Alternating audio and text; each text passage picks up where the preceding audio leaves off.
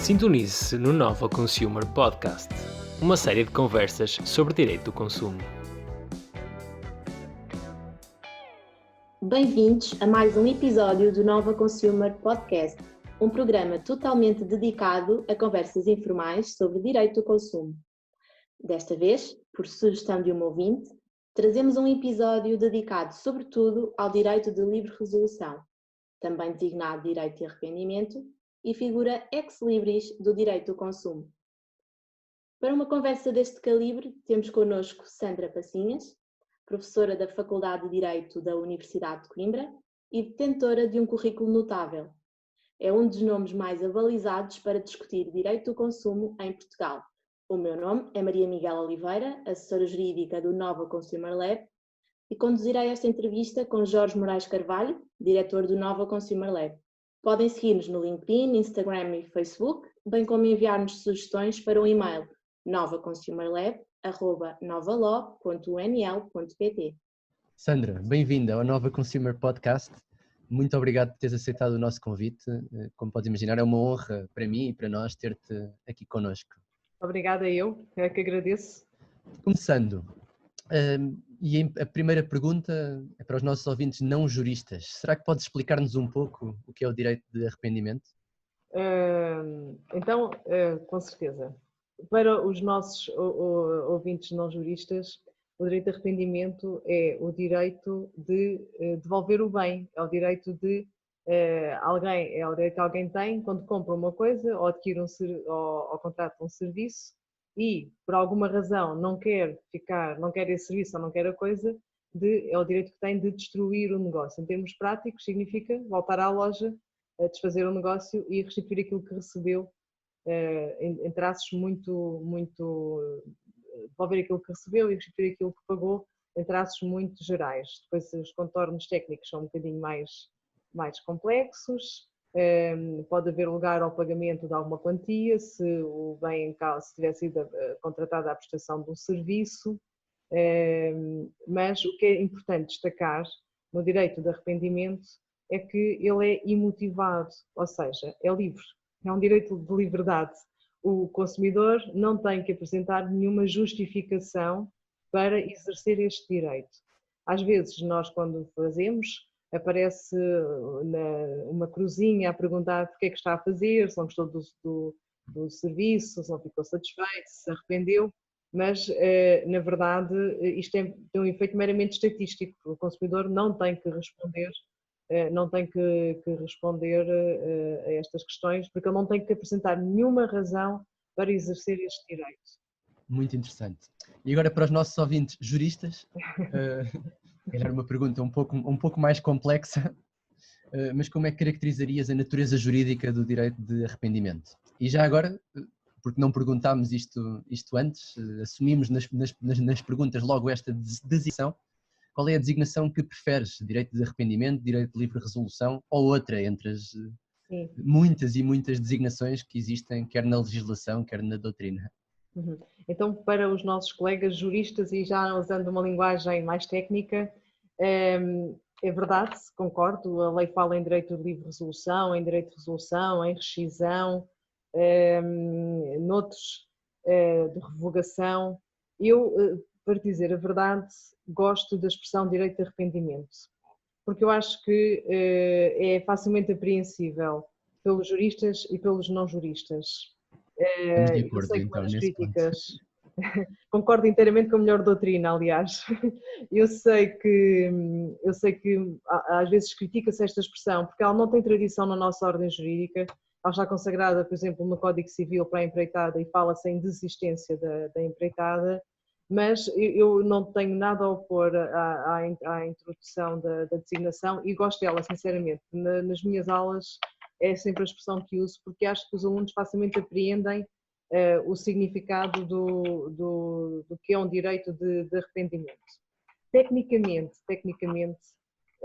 eu acho que a figura mais próxima é a figura da revogação unilateral.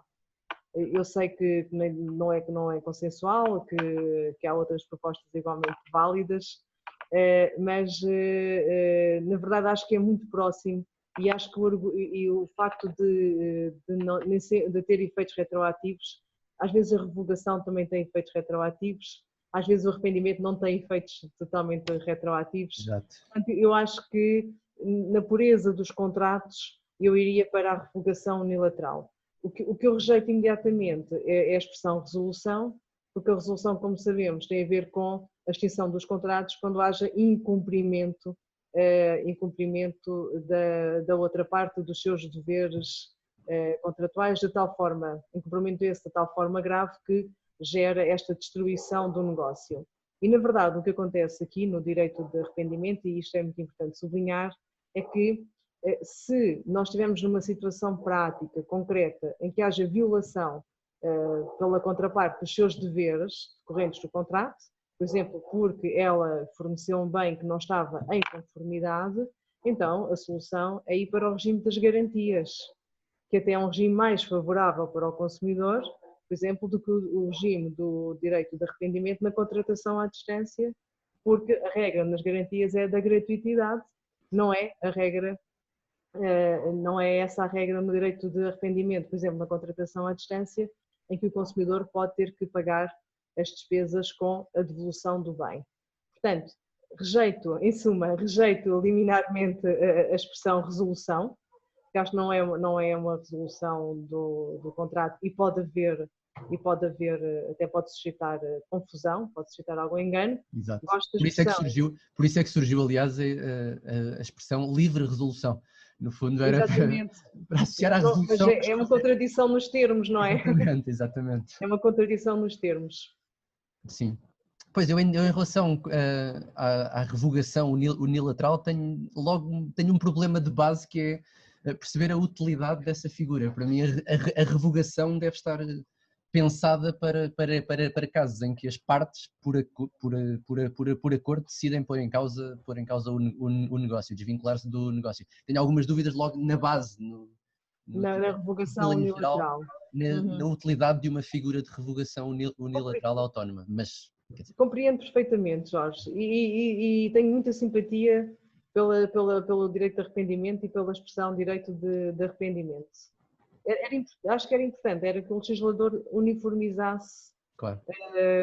Os conceitos, aliás, como se sabe, não é, trabalhados na doutrina e, portanto, da Sim. forma consensual. Às vezes não há consenso, não é, nos conceitos, e aqui de forma consensual. Já agora também para te dizer outra coisa, em termos práticos, também seria muito útil, porque agora já não faço tanta atividade de juiz-árbitra, mas quando era juiz-árbitra, às vezes o consumidor tinha alguma dificuldade em exprimir aquilo que queria. Como nós sabemos, o exercício do direito de arrependimento não está sujeito à forma, há uns formulários, mas não são obrigatórios. O que é necessário é que o consumidor manifeste de forma inequívoca aquilo que quer. E eu deparei-me com situações em que o consumidor manifesta onde? No livro de reclamações. E no livro de reclamações, o que é que o consumidor escreve? Que quer denunciar o contrato, que quer, ou seja, expressões que ele até ouve ou que já conhece, mas que depois, em termos técnicos, é difícil, não é? Retirar dali um arrependimento. E, portanto, claro, depois ter a confusão se queria arrepender-se imotivadamente ou se estamos numa situação de incumprimento e, portanto, numa resolução do contrato. Sim, isso é bastante interessante, essa questão. Eu diria que se ele manifestar uma vontade inequívoca de se desvincular e estiver dentro do prazo, eu diria que, reforçando a materialidade, tendo em conta a materialidade subjacente do ato do consumidor, poderíamos considerar que é. Mas já agora... Também é essa a minha posição, já agora. Exato.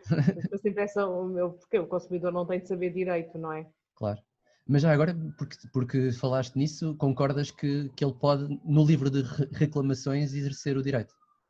Concordo que sim, sim. Sim, pois eu também, embora seja uma questão discutida.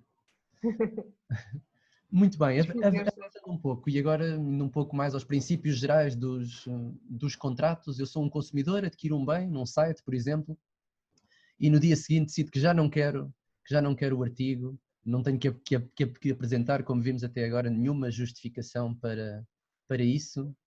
questão que se impõe é onde é que fica o princípio do pacta sunt servanda, de que os contratos devem ser cumpridos. É verdade. E é um princípio que, sobretudo quando estou a ensinar na direito do consumidor, eu tenho que sempre recordar aos alunos. Não esqueçam que a base é os contratos são para cumprir, não é? Portanto, o artigo 405 do Código Civil, os contratos são para cumprir pontualmente. Porque às vezes cria-se a ideia errada que nós nos podemos arrepender sempre. Não é verdade, a regra é nós vinculamos a um contrato e temos que o cumprir, por isso é que o direito de arrependimento é um direito que tem que estar expressamente consagrado na lei e a lei consagrou em situações que eu acho que são muito claras no sentido de justificarem que haja este desvio ao princípio geral que já vem dos romanos, não é? Como o próprio Jorge disse, a pacta sunt servanda. E, portanto, isso acontece, posso dizê-lo, na contratação à distância, que abrange a contratação fora do estabelecimento comercial, no crédito ao consumo, nas viagens organizadas, nos produtos na habitação turística. E, portanto, eu penso que com motivações diferentes ou por razões diferentes, o legislador consagrou nestes campos específicos o direito de arrependimento ou o direito de imotivadamente o consumidor destruir o contrato. Fora estas situações, a regra geral é a regra do cumprimento. Portanto, se eu vou à loja e compro um produto e tenho a oportunidade de, se eu me dirijo à loja porque já quero ver um produto, tenho a oportunidade de analisar o produto, ver o produto, refletir, sair e voltar a entrar, ou voltar lá no outro dia, e decido fazer a compra, então aí não há nenhuma razão para que o consumidor não fique vinculado ao contrato que celebrou. Claro que nós muitas vezes vamos à loja e saímos de lá e no telão diz pode devolver o produto 15 dias, estamos na época natalícia agora, sabemos que muitas lojas estão a permitir a devolução do produto até janeiro, até 31 de janeiro, mas isto é cortesia comercial, portanto não há nenhum dever legal por parte do profissional de o fazer, ele fala por mera cortesia comercial e nessa medida ele pode moldar os termos em que é cortês, portanto pode estabelecer uma data a 31 de janeiro, mas pode estabelecer o 27 de dezembro, por exemplo, pode dizer que não devolve o preço, a quantia paga a título de preço, mas que oferece um vale, portanto um vale de compras nesse montante, portanto o consumidor, o profissional, delimitará ele próprio a amplitude da sua cortesia comercial. É interessante que o próprio profissional muitas vezes quer atribuir esse direito ao consumidor, não é? O direito de poder arrepender-se, quer dizer que isso provavelmente é uma boa estratégia comercial por parte dos profissionais. Com certeza, e o professor Jorge Moraes Carvalho dá um bom exemplo lá nas suas lições. Isto tem a ver também com, é curioso, porque isto tem a ver com uma das razões, há várias motivações, mas uma das motivações, ou uma das razões para se conceder um direito de livre arrependimento é o facto do consumidor comprar por impulso. E esse impulso às vezes pode ser grave, pode ser mais grave, quando estamos a falar, por exemplo, numa assunção de crédito, pode ser, pensamos nós, pode ser menos necessário quando pensamos nas viagens ou quando pensamos no direito de habitação turística, portanto são atividades associadas ao lazer e portanto o que o profissional faz é aproveitar também essa tendência para o impulso que os consumidores têm e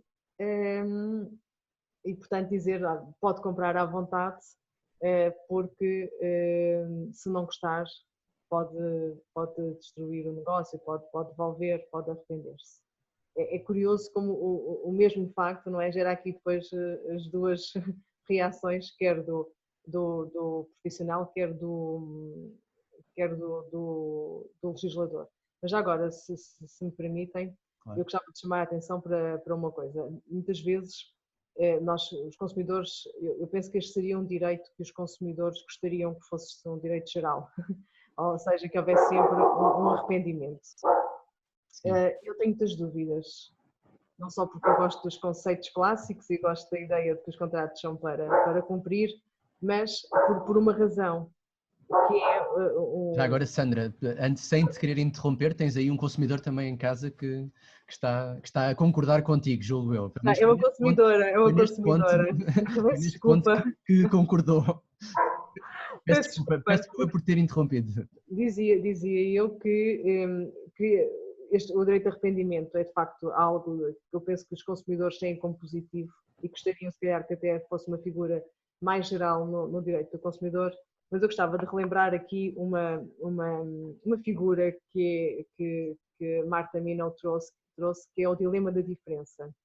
E o que nos diz o dilema da diferença é que se nós tivermos um tratamento diferenciado para pessoas que têm determinadas características, nós corremos um risco, que é o risco da reprodução desse comportamento. E portanto o que acontece é que se nós queremos combater um impulso na aquisição e se para responder ao impulso vamos criar um direito geral de arrependimento, nós não vamos acabar com os impulsos irracionais, não é? Com a irracionalidade do consumidor, o que nós vamos é promover esse comportamento, porque o consumidor sabe que pode comprar impulsivamente, porque depois pode sempre arrepender-se. Isto é uma coisa que eu penso que o legislador tem que ter em consideração, e acho que tem, sobretudo porque, como também diz a melhor doutrina, e eu concordo inteiramente, o direito de arrependimento é um direito de mercado, não é? É um direito que visa estabelecer aqui parâmetros no mercado e um certo equilíbrio entre o profissional e o consumidor. E tem custos para o consumidor, para o profissional, desculpem, nomeadamente a insegurança, não é? Porque ele celebra uma transação que não é estável, não é válida, é eficaz, mas não é estável, pode ser, isto tem custos, não é? Tem custos porque o funcionário tem que vender e tem que aceitar a devolução, porque recebe um preço e tem que devolver o preço, e portanto há aqui uma insegurança e um custo acrescido sobretudo a questão da insegurança, que de facto tem que ser muito ponderada e tem que ser muito compensada com uma real vantagem para o consumidor. Mas será que é função do Estado domar os impulsos dos consumidores? Quando não chegarmos a um ponto paternalista, e o nosso legislador já chegou a situações paternalistas, que eu acho que são justificáveis, por exemplo, na situação do crédito à habitação, quando o consumidor não pode aceitar a proposta de crédito à habitação nos primeiros 7 dias, aqui penso que é paternalismo. Não se justifica, porque quem se leva um crédito à habitação sabe que são contratos que são altamente negociados, que o período da negociação é um período longo, com muita apresentação de documentação, com muita discussão, com muita personalização do crédito para aquela pessoa em concreto, e portanto, depois ter tudo tratado e ter que esperar 7 dias para marcar a escritura, que é o que acontece em termos práticos nos bancos, eu acho que aqui o legislador já foi um bocadinho longe demais, há aqui um certo paternalismo que não se compreende. No meu ver, na minha opinião, que não fazia falta, não é? O legislador também tem que intervir quando faz falta, senão há aqui uma inversão. Agora, nós temos situações em que o Estado tem que intervir, por exemplo, se considerarmos que os jogadores são consumidores, portanto, o Estado tem que de facto intervir nestas limitações. O Estado vai intervindo também quase pedagogicamente, vai intervindo na alimentação, na proibição de alimentos, de venda de alimentos com determinados níveis de gordura às crianças. Portanto, Maria, eu acho que efetivamente o Estado deve intervir.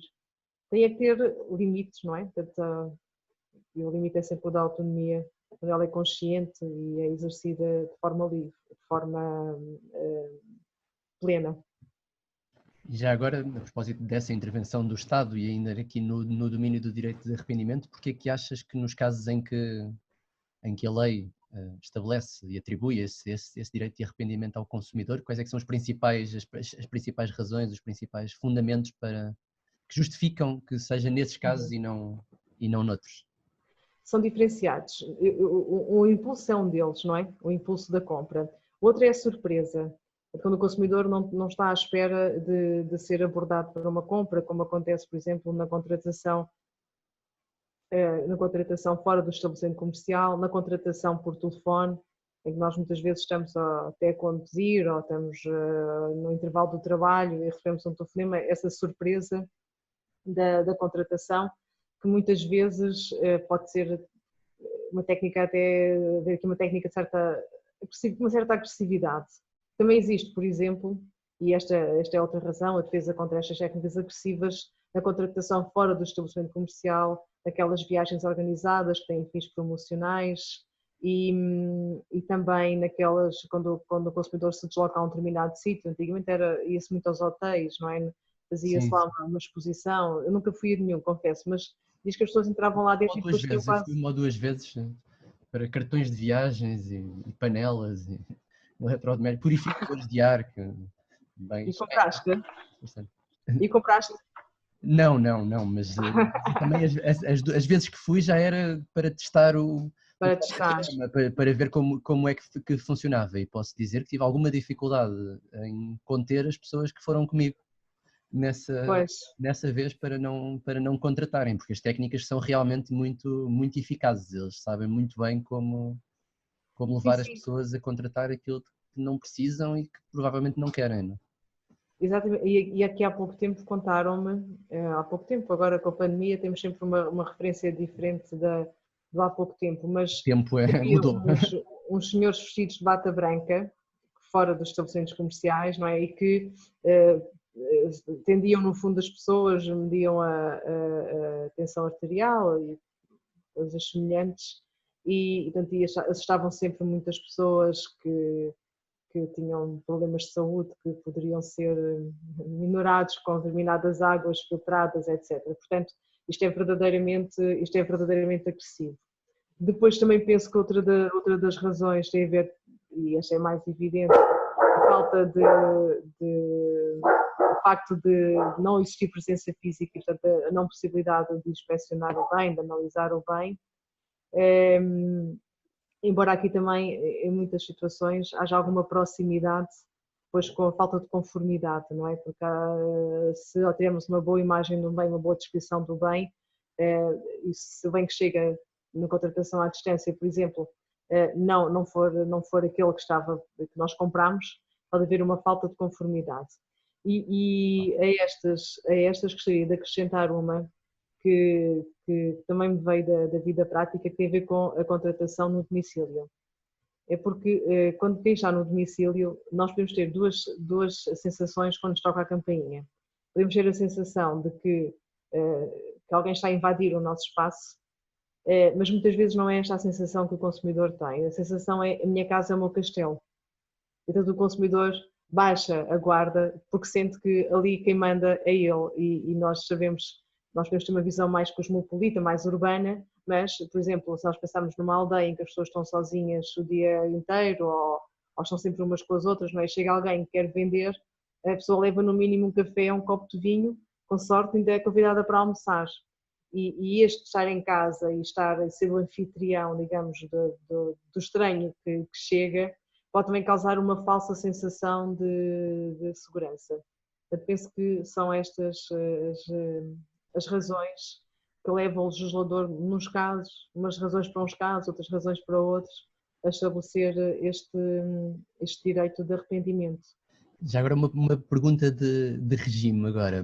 A diretiva Omnibus, a diretiva de 2019, 2161, salvo erro, na fase de elaboração dessa diretiva esteve prevista a possibilidade de ser excluído o direito de arrependimento no caso do consumidor, durante o prazo para o seu exercício, utilizar extensivamente o bem, ou seja, utilizar bastante o bem.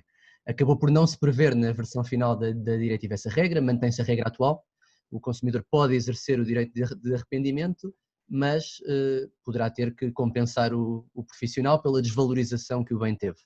A pergunta que te coloco é: com qual das duas soluções te identificas mais? Que solução é que te pareceria melhor?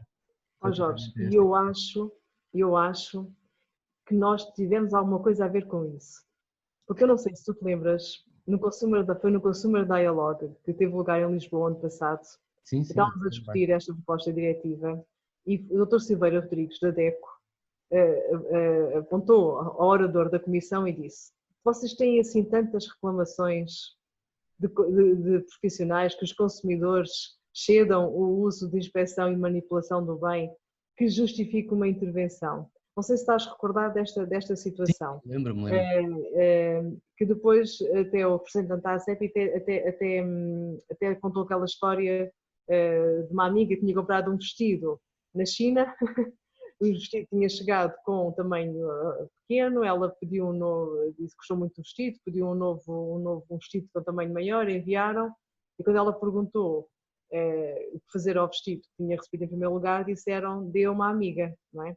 Portanto, ele até trouxe aqui para mostrar como nós no espaço europeu estamos a lidar com minudências, no fundo, quando depois temos os nossos concorrentes, ou os eventuais concorrentes chineses, e portanto se o vestido não serve, olha, dê uma amiga porque nós mandamos outro. Portanto, eu pergunto-me sempre, quando faz essa reversão, se nós não tivemos nada, Portugal não teve nada a ver com esta alteração. Eu acho que esta solução da diretiva Omnibus vai aumentar em muita litigância, porque o consumidor vai devolver o produto e depois o vendedor não devolve o preço, não restitui o preço enquanto não analisar o produto, e portanto pode sempre dizer que houve um uso excessivo. Isso preocupa-me. Preocupa-me porquê? Porque nós conhecemos a jurisprudência do Tribunal de Justiça e muitos casos têm chegado ao Tribunal de Justiça no sentido de os profissionais tentarem excluir o direito, o exercício do direito de arrependimento. Não sei se, só para exemplificar os nossos auditores, porque podem não estar tão familiarizados, no caso de uma empresa de colchões, não é?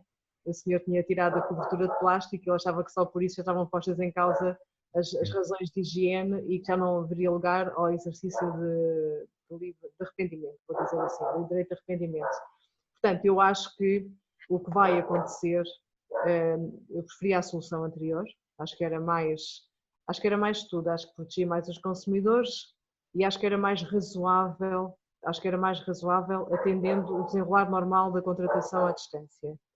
E acho que esta nova solução vai aumentar em muita litigância e com prejuízo para os consumidores, porque mesmo que afinal se venha a provar que não houve um excesso de inspeção ou manipulação do bem, de qualquer maneira ele vai ter que lutar por isto. E já agora eu queria só dizer mais uma coisa, porque eu acho que estamos a perder, eu acho que o legislador está aqui a perder um bocadinho as origens e a razão de ser do regime da contratação à distância. Tem a ver com o facto e hoje isso é muito claro nos tempos pandémicos que correm, que quem vende à distância não tem uma série de despesas. Não tem despesa com a loja, não tem despesa com a limpeza da loja, com a água, com a eletricidade, com outros serviços da loja e, sobretudo, não tem a despesa com os funcionários. Porque nós basta pensarmos nos tempos que correm, tu tens uma loja física em que já tens no centro comercial em que tens 2 funcionárias ou 3 funcionárias em 2 turnos ou em 3 turnos, e depois tu tens a loja online em que tens uma funcionária ou 2 que estão sempre a trabalhar porque estão sempre a despachar encomendas. Isto é um ganho brutal para as empresas e não nos podemos esquecer é que elas, tendo esta opção de mercado, têm também que incorrer em alguns riscos, não é? Têm que incorrer em alguns riscos. Claro, acaba por haver aqui um equilíbrio, então. Haver um certo equilíbrio, não é? Portanto, a empresa sabe, quer dizer, à partida, os consumidores são sérios, como os profissionais são sérios, não é? Não digo que não haja casos em que haja excesso de manipulação, nós todos ouvimos falar naqueles mitos, não é? Daquelas de empresas que iam ao Facebook das suas clientes ver se tinham usado o vestido durante o fim de semana. Naturalmente que isto terá acontecido e que vai continuar a acontecer, mas numa determinada medida isto tem que fazer parte do risco da empresa que vende à distância, até porque ela tem uma série de outras vantagens associadas a este tipo de contratação. Sim, e não haverá aí aqui um desequilíbrio também entre empresas maiores e empresas mais pequenas? Ou seja, as empresas maiores têm maior facilidade em acomodar este direito na sua atividade do que as empresas mais pequenas.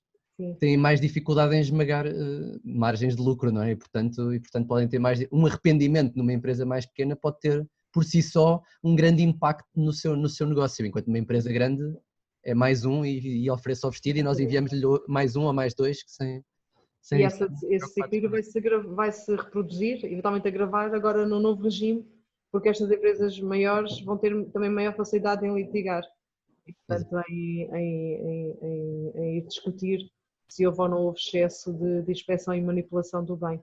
Claro, claro, esse aspecto também é importante. E como é que fica também a posição da empresa que fica com um bem que não tem qualquer desconformidade, mas que já foi aberto, que já foi usado? Não haverá também aqui um problema? Eu estou a Não, tentar aí não. puxar por todos os argumentos no sentido contrário, não sei se... Eu sei, mas atenção, e é um argumento importante. Agora, a verdade é que estas empresas têm uma série de vias, podem voltar a embalar o produto, por exemplo, este senhor do colchão pode facilmente podia facilmente colocar uma nova embalagem de plástico, podem encaminhar para o outlet, por exemplo, se acharem que já não...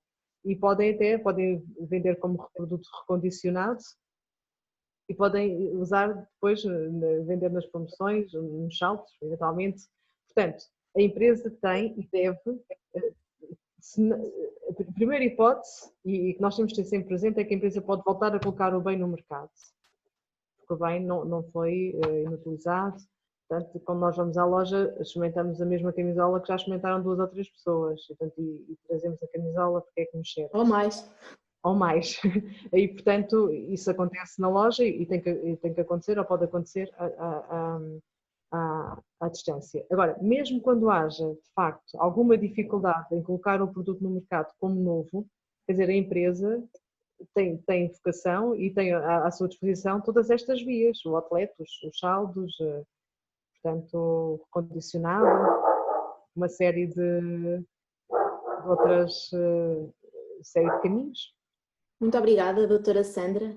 E passamos imediatamente à segunda parte do nosso programa, um momento de particular dificuldade para juristas, uma vez que implica uma resposta rápida sobre si próprio. Direito ao silêncio.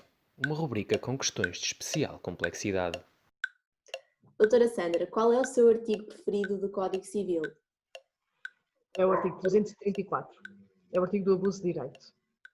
É um artigo é um artigo que traz liberdade, traz indeterminação e, portanto, é um artigo e é uma cláusula que eu acho que é muito importante na nossa ordem jurídica. Traz uma certa moralização ao sistema. Em termos pessoais também a escolho porque já vi acórdãos magistrais, quer no regime das sucessões, eu sou professora também de sucessões, quer no regime da propriedade horizontal e quer também e no direito do consumidor. Penso que já apliquei e já vi jurisprudência muito boa a aplicar muito devidamente esta cláusula, como eu digo, como eu gosto de chamar, a cláusula de moralização do sistema. E também pode ter aqui uma relação com o direito de arrependimento. Como direito que é, também pode ser exercido de forma abusiva. Das duas, uma, mediação ou arbitragem? Mediação, sem dúvida. Eu que sou juiz-árbitra e não sou mediadora, não é? Mas mediação. Eu acho que quando as partes podem autocompor os seus interesses, é sempre o melhor e é sempre a melhor pacificação é a que vem das partes. Se fosse legisladora por um só dia e lhe dessem a certeza da sua aprovação, que norma criaria? Eu vou surpreendê-los. Vou de certeza, mas sabem que eu não escolheria, não era uma norma de direito do consumidor, até porque eu acho que nós temos boa legislação em direito do consumidor.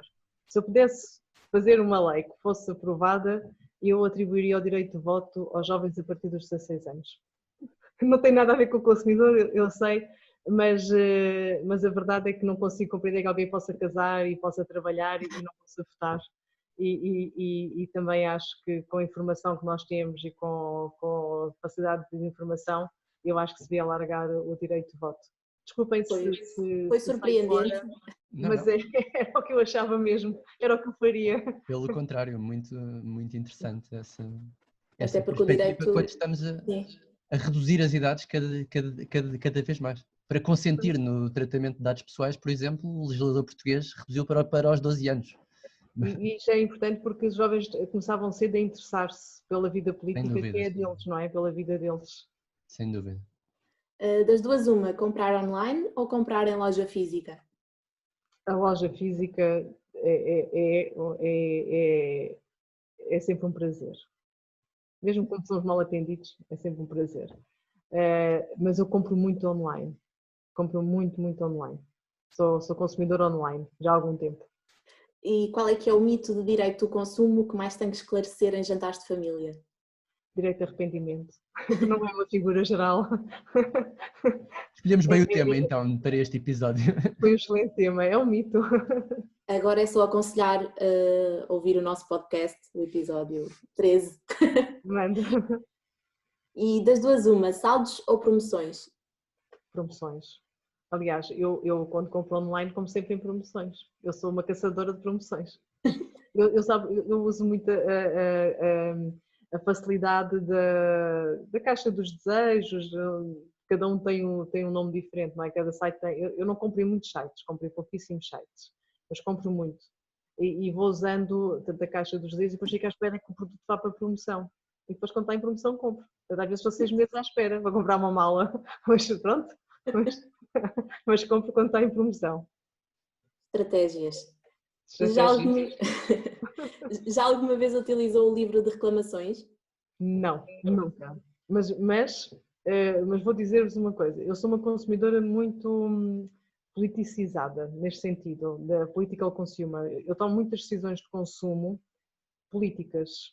Eu não compro produtos de uma determinada região, onde eu sei, por exemplo, que têm práticas tradicionais, por exemplo, as touradas, com as quais eu não concordo. E, portanto, tudo bem, as pessoas têm direito a fazer o que cabe nos limites da lei. Eu, como consumidora, tenho direito a escolher não comprar um produto desta região. Eu vou a um determinado sítio, não sou bem atendida.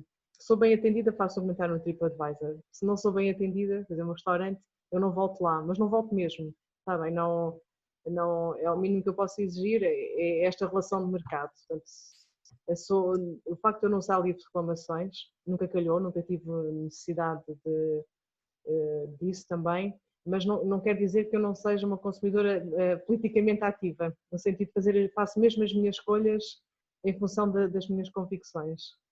Essa resposta arrepiou-me, nunca tinha ficado arrepiada no Nova Consumer Podcast, porque concordo em absoluto. E se toda a gente fizesse dessa forma, pensasse conscientemente no que é que estamos a comprar, porque muitas vezes, isto não tem nada a ver com o episódio, mas muitas vezes fazemos compras porque é barato para nós e esquecemos que há alguém que está a pagar o preço que nós não estamos, não é? Assim, é uma luta solitária e silenciosa, mas eu faço mesmo isso. Faço mesmo essas escolhas. Um dia vamos fazer todos. Eu tenho a certeza que um dia nós vamos todos ser consumidores muito mais informados, muito mais conscientes e vamos manifestar isso cada vez mais no consumo. Aliás, há este conceito do boicote, não é? E do boycott, não é? Pessoas, quando nós agora compramos todos português para ajudar os nossos produtores portugueses, não é? Também faço isso, o boicote, não é? Portanto, as minhas decisões de consumo são muito politicizadas. Muito interessante e acho que estamos a caminhar também cada vez mais nesse sentido, pelo menos espero. Que personalidade é que gostaria de ouvir num dos próximos episódios do Nova Consumer Podcast? Sem dúvida, o professor Pinto Monteiro. Por uma razão, o professor Pinto Monteiro tem uma história longa no direito do consumo, não é? Fez um projeto do Código do Consumidor e eu penso que ele teria muitas histórias para nos contar a todos sobre aqueles tempos e é uma figura incontornável no direito do consumidor e portanto penso que seria uma boa escolha. Muito obrigada uma vez mais, doutora Sandra, pelo seu contributo para o nosso programa e chegamos ao fim de mais um episódio do Nova Consumer Podcast. Muito obrigada a todos os ouvintes. Já sabem que nos podem enviar as vossas questões para o e-mail novaconsumerlab@novalaw.unl.pt e seguir-nos nas redes sociais. Na próxima semana teremos connosco Juan Trimboli, diretamente do Uruguai. A não perder. Até lá!